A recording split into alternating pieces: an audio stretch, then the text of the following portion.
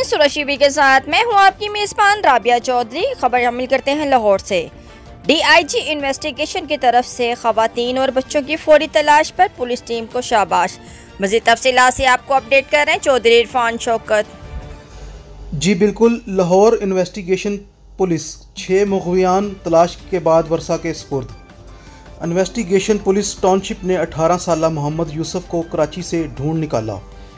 मोहम्मद यूसुफ घर वालों को बताए बगैर कराची चला गया था। जदीद टेक्नोलॉजी की मदद से तलाश मुमकिन हुई। इन्वेस्टिगेशन पुलिस फैक्ट्री एरिया ने 7 साला हमजा, 6 साला हामद और 4 साला मेहर अली को ढूंढकर वर्षा के हवाले कर दिया। तीनों बच्चे बगैर बताए अपनी खाला के साथ चले गए थे। सीसीटीवी और कैमरों की मदद से तलाश किया गया।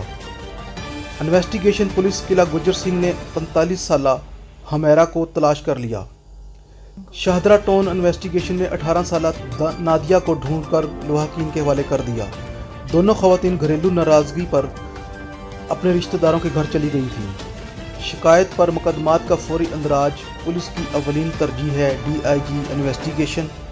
डीआईजी इन्वेस्टिगेशन की तरफ से खवातीन और बच्चों की फौरी तलाश पर पुलिस टीम को शाबाश और नकद इनाम देने का ऐलान किया गया।